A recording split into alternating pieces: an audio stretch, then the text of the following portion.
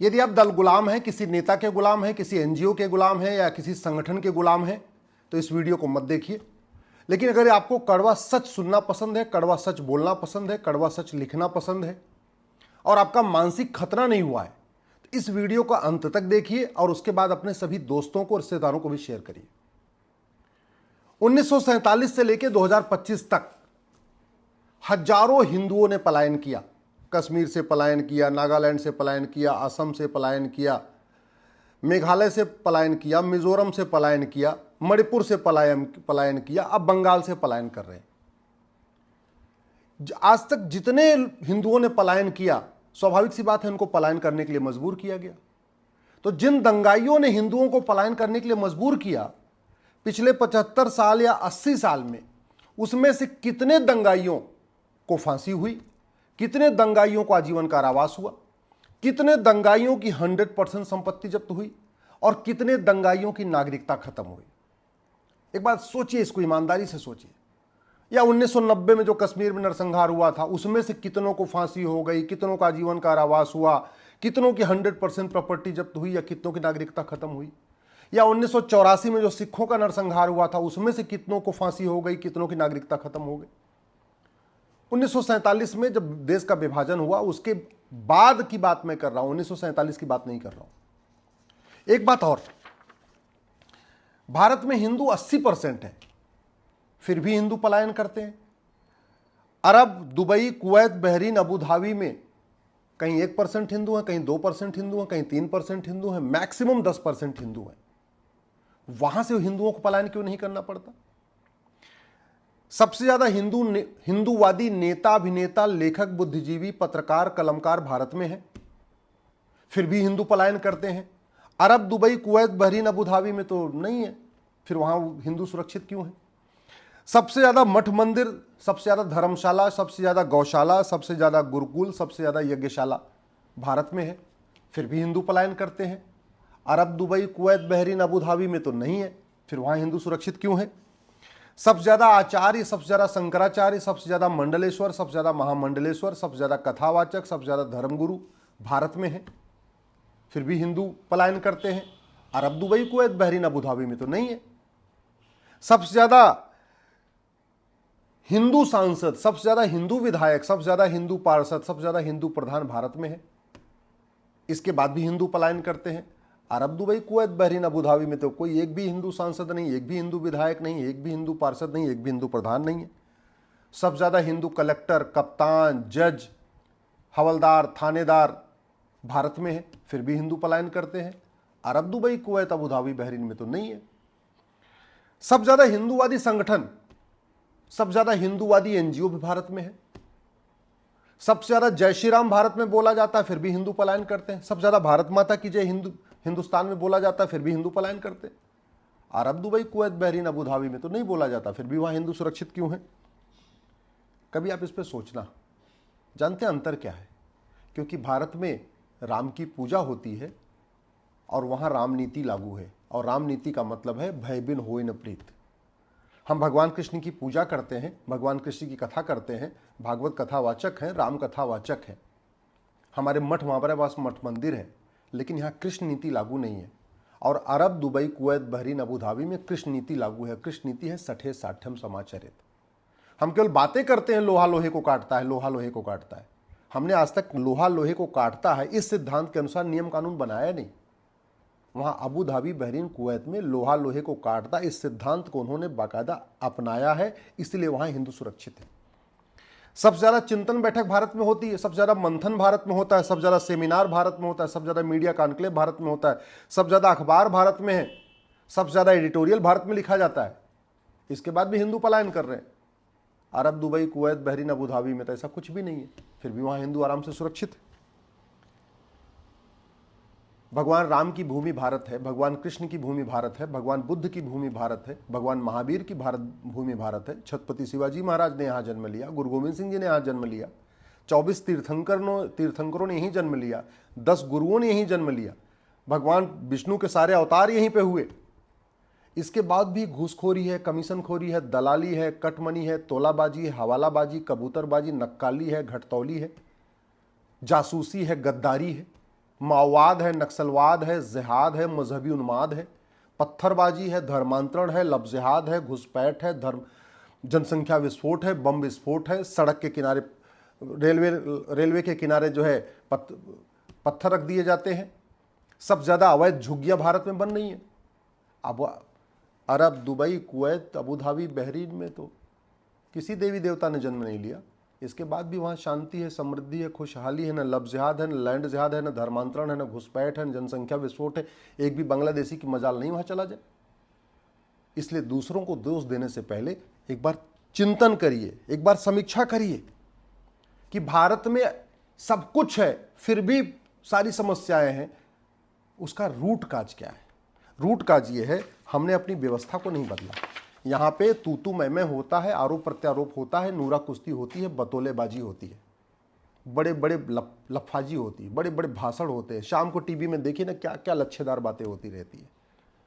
और चूंकि नियम कानून नहीं बदले गए, इलेक्शन सिस्टम नहीं बदला गया, पुलिस सिस्टम नहीं बदला गया, जुडिशियल सिस्टम नहीं बदला गया, टैक्स सिस्टम नहीं बदला गया, एडमिनिस्ट्रेटिव सिस्टम नहीं बदला गया, राम नीति भय बिन होए न प्रीत लागू नहीं की गई, कृष्ण नीति सठे साठ्यम समाचरित लागू नहीं किया गया, लोहा लोहे को काटता है उस सिद्धांत पे नियम कानून नहीं बनाए गए, इसलिए यहाँ पे अराजकता है और हिंदू पलायन कर रहे हैं।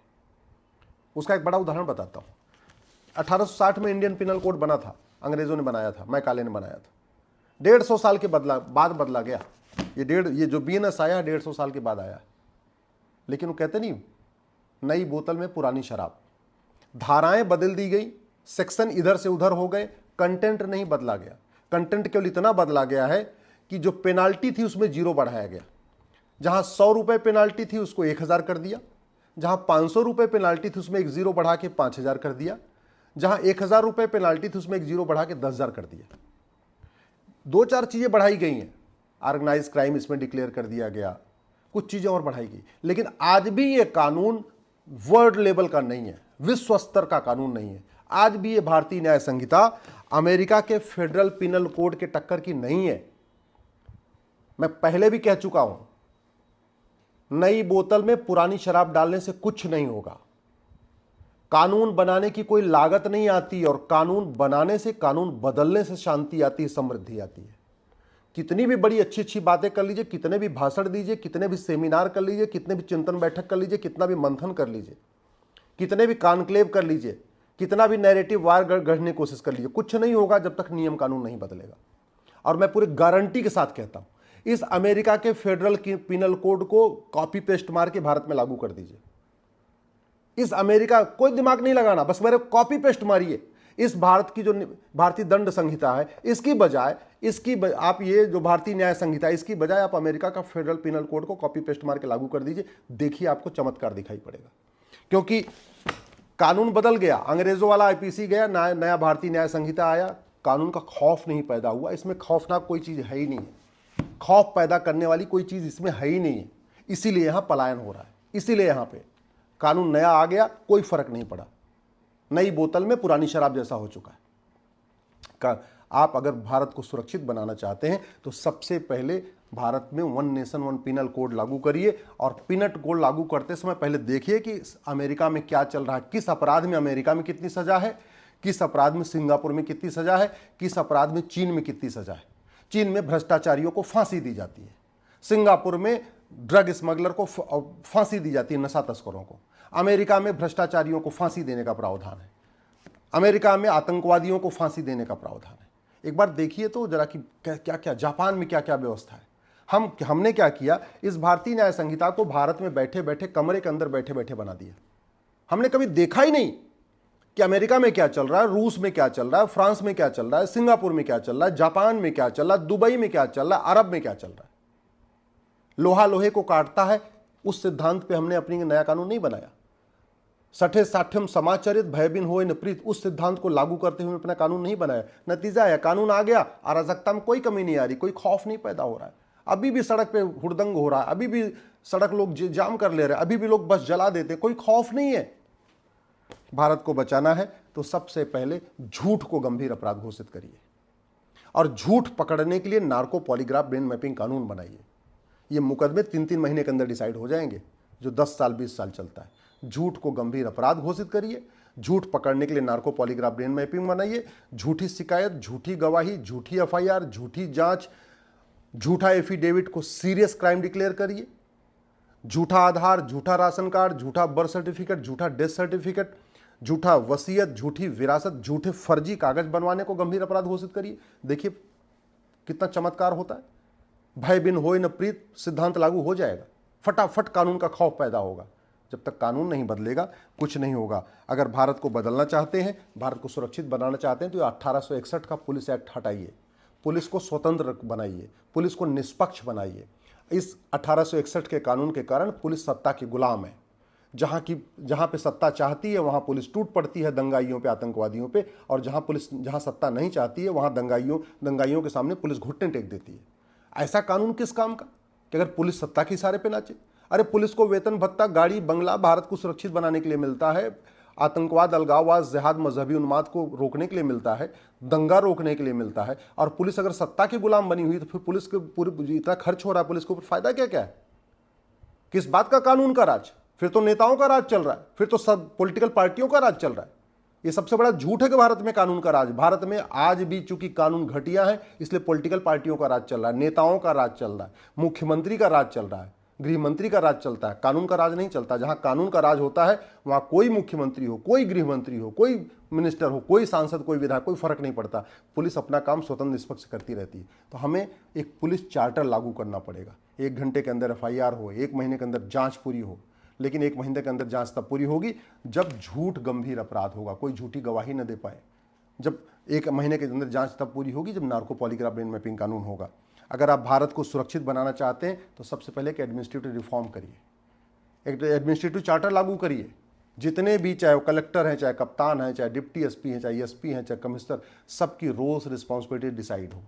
सबको कौन सा काम कितने दिन में करना है इसका बाकायदा एक लेखा जोखा होना चाहिए। अगर भारत को सुरक्षित बनाना है तो एक सिटीजन चार्टर लागू करिए और झूठी शिकायत, झूठी जांच, झूठी गवाही को जघन्य अपराध घोषित करते हुए उसमें नागरिकता खत्म करने का प्रावधान करिए। झूठे कागज बनवाने को जघन्य अपराध घोषित करिए। चीटिंग, फ्रॉड, फोर्जरी और परजरी को जघन्य अपराध घोषित करिए। तब जाके फास्ट जस्टिस सिस्टम होगा, जस्टिस विद इन ईयर होगा, 1-1 साल के अंदर मुकदमों का फैसला होगा, फटाफट सजा मिलना शुरू होगी, फिर कानून का खौफ पैदा होगा। ये जो बंगाल में हिंदू पलायन इसलिए कर रहे हैं कि 1947 से लेकर आज तक पलायन ही करते रहे हिंदू, लेकिन पलायन करने वालों को कुछ हुआ नहीं। हाँ, यही पलायन बंगाल में पलायन कर रहे हैं। अभी यही पलायन जो पलायन करवा रहे हैं ना, उसमें से अगर किसी को हिंदू पलट के मार दे तो वो हिंदू भी जेल जाएगा। तो फायदा क्या इस कानून का कि दंगाई और सामान्य व्यक्ति दोनों अपराधी हो जाए? ऐसा कानून हमें चाहिए क्या? सेल्फ डिफेंस में आदमी कुछ कदम उठाए तो वो भी अपराधी हो जाएगा। अगर भारत की न्यायिक व्यवस्था को बदलना चाहते हैं तो सबसे पहले भ्रष्टाचार खत्म करिए। ये जो देश में आग लगी हुई है ना, इसका मूल कारण हमारा पॉलिटिकल सिस्टम है। जाति के आधार पे बांटते हैं नेता, भाषा के आधार पे बांटते हैं नेता, क्षेत्र के आधार पे बांटते हैं नेता, अगड़े पिछड़े के आधार पे बांटते हैं नेता। और क्यों बांटते हैं? जो उनको पार्षद बनना है, प्रधान बनना है, सांसद बनना है, विधायक बनना है। और क्यों पार्षद, प्रधान, सांसद, विधायक बनना है? जनता की सेवा करने के लिए नहीं। ये तो बकवास है। ये जो अंबेडकरवाद, पेरियारवाद, समाजवाद, लोहियावाद, जो दुनिया भर के वाद, गांधीवाद की बात करते हैं, ये सब जुमला है जनता को बेवकूफ़ बनाने का, जनता को धोखा देने का। असली लक्ष्य है पार्षद, प्रधान, सांसद, विधायक बन के देश को लूटना, मोटा माल कमाना। और मोटा माल क्यों कमा रहे हैं? क्योंकि हमारा कानून घटिया है। हमारा जो भ्रष्टाचार विरोधी कानून महाघटिया है। अगर भ्रष्टाचार के खिलाफ कठोर कानून हो जाए तो मैं गारंटी के साथ कहता हूं, जो 2000 पॉलिटिकल पार्टियां हैं ना, 2 पॉलिटिकल पार्टी बचेगी, बाकी सारी की सारी पॉलिटिकल पार्टियां खत्म हो जाएंगी। भ्रष्टाचार के खिलाफ कठोर कानून हो जाए तो 80% सफेदपोश भारत छोड़ के भाग जाएंगे। भारत में चूंकि लूटने की छूट मिली हुई है इसलिए यहाँ रुके हुए हैं, और यहाँ उत्तर वालों को दक्षिण से लड़ा रहे हैं, बिहार वालों को बंगाल से लड़ा रहे हैं, भाषा के आधार पर लड़ा रहे हैं, क्षेत्र के आधार पर लड़ा रहे हैं। सामाजिक समरसता ऐसे नहीं आएगी। सामाजिक समरसता तब आएगी जब नेताओं की नेतागिरी बंद होगी, इनका पाखंड बंद होगा। अगर भारत को सुरक्षित बनाना चाहते हैं तो प्रिवेंशन ऑफ करप्शन एक्ट को बदलिए। दुनिया के कई देशों में भ्रष्टाचारियों की 100% प्रॉपर्टी जब्त होती है, नागरिकता खत्म होती है, फांसी दी जाती है। ये सड़ा हुआ कानून है, इसमें 3 साल से सजा होती है। 1,76,000 करोड़ का 2G घोटाला हुआ, 1,86,000 करोड़ का कोयला घोटाला हुआ, 70,000 करोड़ का कॉमनवेल्थ घोटाला हुआ। आज तक किसी को 10 साल की भी सजा नहीं हुई। किसी की प्रॉपर्टी जब्त नहीं हुई, किसी की नागरिकता खत्म नहीं। ऐसा सड़ा हुआ कानून, इस सड़े हुए कानून से भारत में कभी अराजकता बंद होगी क्या? मतलब ही नहीं बंद होने की। अगर भारत को सुरक्षित बनाना चाहते हैं तो ये सड़ा हुआ नेशनल सिक्योरिटी एक्ट है, इसमें राष्ट्र की सुरक्षा के लिए क्या क्या खतरा है उसको जरा लिखिए।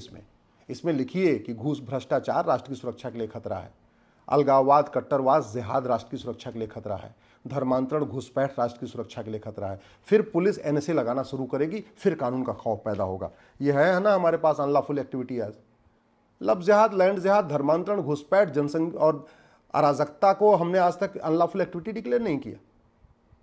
अनलॉफुल कानून बना दिया अनलॉफुल एक्टिविटी एक्ट, लेकिन अनलॉफुल एक्टिविटी क्या क्या है इसमें उन्होंने लिखा ही नहीं है। तो जहां मन करता है सत्ता उसके ऊपर यूएपीए लग जाता है, जहां हम सत्ता नहीं चाहती वहां यूएपीए नहीं लगता। निर्दोषों के ऊपर एनएसए यूपीए लग जाता है और दोषियों के ऊपर एनएसए यूपीए नहीं लगता। भारत में अराजकता फैलाने की फंडिंग जो हो रही है हवाला के जरिए हो रही है। अभी जो चाहे वो कश्मीर में हुआ था, चाहे वो पंजाब में हुआ, और चाहे इस समय बंगाल में हो रहा है, मुर्शिदाबाद में अभी रिपोर्ट आई है कि जो बाहर से पैसा आया हवाला के जरिए, अब हिंदुओं को पलायन करवाने के लिए क्यों आ रहा है? हवालाबाजी कोई पूरी दुनिया की प्रॉब्लम तो नहीं है, ये भारत में हवाला क्यों चल रहा है? ये कानून सड़ा हुआ है। और वैसे भी हवाला का सीधा सीधा संबंध नोट से होता है। जितनी बड़ी नोट होती है उतना ज़्यादा हवाला होता है। बंद कर दीजिए 100 रुपए से बड़ी नोट। क्यों चाहिए 100 रुपए से बड़ी नोट? 80% लोग पर डे 100 रुपए से कम खर्च करते हैं, उनको 100 रुपए से बड़ी नोट चाहिए नहीं। और जो 20% लोग भारत में पर डे 100 रुपए से ज़्यादा खर्च करते हैं उनके पास एटीएम, पेटीएम, भीम, UPI, debit card, credit card सब कुछ तो है, तो क्यों चाहिए 100 रुपए से बड़ी नोट? बंद करिए 100 रुपए से बड़ी नोट और इस हवाला वाले कानून को इसमें कठोर, इसमें दंड का भय करिए। देखिए हवाला बंद हो जाएगा, हवाला बंद हो जाएगी, शांति आएगी। ये एफसीआरए ये बना था भारत में अलगाववादियों को फंडिंग कराने के लिए, जिहादियों को फंडिंग कराने के लिए, नक्सलियों को फंडिंग कराने के लिए, माओवादियों को फंडिंग कराने के लिए। इसमें संशोधन से काम नहीं चलेगा। सरकार ने किया है संशोधन, लेकिन कोई फर्क नहीं पड़ेगा। इसको खत्म करना पड़ेगा। बंद करिए 2-4 साल के लिए विदेशी फंडिंग। क्यों चाहिए विदेशी फंडिंग? भारत में रहते हैं तो भारत से फंडिंग, जो अच्छा काम करेगा उसको भारत के लोग फंडिंग कर देंगे। क्यों चाहिए विदेश से फंडिंग भैया? विदेश से फंडिंग आएगी तो जो यहाँ पर जिसको फंडिंग होगी वो विदेशी देशों के इशारे पे ही काम करेगा, फिर भारत के लिए काम नहीं करेगा। बंद, खत्म कर दीजिए, नहीं चाहिए मैं विदेशी फंडिंग। भारत में जो अराजकता फैलती है वो भारत के अंदर जो काला धन जनरेट हो रहा है उससे हो रहा है। रत्ती भर काला धन कम नहीं हुआ, न रत्ती भर हवाला कम हुआ है, न रत्ती भर भ्रष्टाचार कम हुआ है, और न रत्ती भर काला धन कम हुआ है। सारे काले कारोबार आज भी चल रहे हैं। क्यों? क्योंकि हमने कैश लेन देन को बंद ही नहीं किया। सारे काले कारोबार कैश में होते हैं। घूसखोरी, कमीशन खोरी कैश में होती है, मिलावटखोरी कैश में होती है, कालाबाजारी कैश में होती है, नशा तस्करी कैश में होती है, मानव तस्करी कैश में होती है, हथियारों का कारोबार कैश में होता है, माओवादियों नक्सलियों की फंडिंग कैश में होती है, जिहादियों की फंडिंग कैश में होती है। ये जितने यहाँ पे भारत में अवैध जासूसों की फंडिंग कैश में होती है, हर अवैध काम की फंडिंग कैश में होती है। और कैश जनरेट होता है काले धन से, ब्लैक मनी जनरेट होती है। 5,000 रुपए से महंगे सामान का कैश लेन देन बंद कर दीजिए। अरे जब बीड़ी बेचने वाला, पान बेचने वाला, चाय बेचने वाला, पंचर बनाने वाला ऑनलाइन लेने लग गया तो क्या जरूरत है कैश लेन देन की कैश लेन देन को लिमिट करने में? 100 रुपए से 5,000 रुपए से महंगे ऊपर कैश लेन देन बंद कर दीजिए, देखिए काला धन कम हो जाएगा। कानून बदलिए, 5,000 रुपए से ऊपर कैश लेन देन कम करिए, फटाफट देखिए काला कारोबार बंद, काला धन बंद, कैश बंद, अराजकता खत्म। भारत को अगर बचाना चाहते हैं तो ये जो बेनामी लेन देन चल रहा है, 50,000 रुपए से महंगे सामान के ऊपर आधार, यानी 50,000 रुपए से महंगे सामान को आधार से लिंक करिए। जो भी सामान 50,000 रुपए से महंगा है, चाहे वो मोबाइल है, चाहे टीवी है, चाहे स्कूटी है, चाहे गाड़ी है, चाहे प्लॉट है, चाहे फ्लैट है, कुछ भी, उसको आधार से लिंक करिए। जब बेनामी लेन देन रुकेगा तब अराजकता रुकेगी। ये सिटीजनशिप एक्ट बना हुआ है 1955 का। आज तक किसी की नागरिकता खत्म ही नहीं हुई, इतना सड़ा हुआ कानून है, और आज तक हमने नहीं बदला। दुनिया के कई देशों में जो लोग देश विरोधी काम करते हैं उनकी नागरिकता खत्म होती है।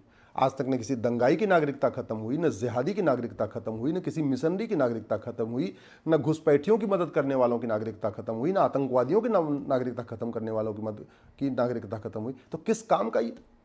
कानून बदलना पड़ेगा, तब खौफ पैदा होगा। सबसे ज़्यादा जो अराजकता फैलाई जाती है वो ड्रग के पैसे से, और ड्रग का कानून हमारा सड़ा हुआ है। सिंगापुर में एक व्यक्ति 900 ग्राम गांजा लेके गया था, कॉलेज के पास गांजा बेच रहा था लड़कों को, फांसी दे दिया उठा के। हम क्यों नहीं ऐसा कानून बनाते? हमें नशा तस्करों से इतना प्यार क्यों है? हमें नशा तस्करों के मानवाधिकार की इतनी चिंता क्यों है? हमें जो नशा तस्कर हमारी पूरी जनरेशन को बर्बाद कर रहे हैं, स्कूल कॉलेज में गांजा चरस अफीम पहुंचा हमारी पूरी जनरेशन को बर्बाद कर रहे हैं, हमें उनसे इतना लगाव क्यों है? हम क्यों नहीं सिंगापुर वाला कानून ले लेते? क्यों नहीं भारत में लागू कर देते? भारत को सुरक्षित बनाना है तो माइनॉरिटी मेजॉरिटी का कॉन्सेप्ट खत्म करिए। अरे भैया, माइनॉरिटी लाख होती है, 2 लाख होती है, 5 लाख होती है, 10 लाख होती है। जो करोड़ों की जनसंख्या उसको माइनॉरिटी नहीं कहते। न माइनॉरिटी को आज तक डिफाइन नहीं किया, ये नहीं तय किया कि 1 लाख वाला माइनॉरिटी होगा, कि 5 लाख जनसंख्या माइनॉरिटी होगी, कि 10 लाख जनसंख्या माइनॉरिटी होगी, 50 लाख होगी। और माइनॉरिटी के नाम पे केंद्र हजारों करोड़ खर्च कर रहा है, राज्य सरकारें करोड़ों में खर्च कर रही हैं। 25,000 करोड़ से ज़्यादा के आसपास अगर राज्य और केंद्र का सारा मिला दीजिए तो 25,000 करोड़ रुपए माइनॉरिटी के नाम पे खर्च हो रहा है। संविधान कहता है मजहब के आधार पे कोई नियम कानून नहीं होगा। संविधान निर्माताओं ने कहा था मजहब के आधार पे न बोर्ड होगा, न मजहब के आधार पे ट्रिब्यूनल होगा, न मजहब के आधार पे नियम होगा, न मजहब के आधार पे कानून होगा, न मजहब के आधार पे लोन होगा, न मजहब के आधार पे वजीफा होगा। कुछ नहीं मजहब के आधार पे होगा, और सब कुछ मजहब के आधार पे चल रहा है। माइनॉरिटी कमीशन चल रहा है, माइनॉरिटी अफेयर मिनिस्ट्री चल रही है, मुद्रा माइनॉरिटी के नाम पे लोन, माइनॉरिटी के नाम पे वजीफा, संविधान की धज्जियां उड़ाई जा रही है। जब तक ये मजहब के आधार पर नियम कानून चलेंगे, मजहब के आधार पर बोर्ड चलेगा, मजहब के आधार पर ट्रिब्यूनल चलेगा, मजहब के आधार पर स्कूल कॉलेज चलेंगे, मजहब के आधार पर कोचिंग चलेगी, भारत में शांति नहीं आ सकती है। लैंड जिहाद का मूल कारण है घटिया सड़ा हुआ सिविल प्रोसीजर कोड। खत्म करिए इसको, कठोर दंड की व्यवस्था करिए, अवैध निर्माण को गंभीर अपराध घोषित करिए। अवैध निर्माण अभी सिविल मैटर कहलाता है, अवैध निर्माण क्रिमिनल मैटर होना चाहिए। चाहे वो हाईवे के किनारे झुग्गी बने, चाहे वो रेलवे लाइन के किनारे झुग्गी बने, चाहे सड़क के किनारे बने या पार्क के किनारे, अवैध निर्माण गंभीर अपराध घोषित करिए। आप दुबई में, कुवैत में, अबू धाबी में, बहरीन में अवैध निर्माण क्यों नहीं होता? भारत में क्यों होता है? हमारा कानून सड़ा हुआ है। गुलामी के निशान को प्रोटेक्ट करने के लिए कानून बना था, प्लेस ऑफ वर्शिप एक्ट। इसको बदलाव से काम नहीं बनेगा, इसको कानून को खत्म करिए। गुलामी के नाम चलते रहें, उसके लिए एंशिएंट मोनूमेंट एक्ट बना था, इसलिए गुलामी की सोच खत्म नहीं हो रही है। बाबर, हुमायूं, तुगलक, गजनी, गोरी, खिलजी वाली सोच खत्म नहीं हो रही है। गुलामी के नाम मिटाइए, गुलामी के निशान मिटाइए, एंशिएंट मोनूमेंट एक्ट को खत्म करिए, प्लेस ऑफ वर्शिप एक्ट को खत्म करिए। गुलामी की मदरसे आज भी चल रहे हैं, संविधान में कहीं मदरसे का जिक्र ही नहीं है।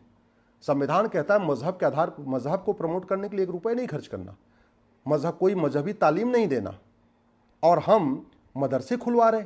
मदरसे खुलवा के मुगलों के समय में 1,000 मदरसे खुले, और पिछले 75 साल में संविधान लागू होने के बाद 3 लाख मदरसे खुल गए।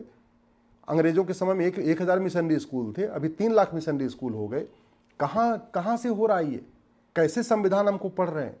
अगर भारत को बचाना चाह रहे हैं तो राइट टू एजुकेशन को राइट टू इक्वल एजुकेशन करिए, समान शिक्षा लागू करिए। वक्फ एक्ट संशोधन करने से काम नहीं चलेगा, संशोधन करने के बाद भी समस्या खत्म नहीं होगी, और ट्रिब्यूनल तो हो ही नहीं सकता मजहब के आधार पर, फिर कैसे चल रहा है? इस कानून को कंप्लीट खत्म करिए।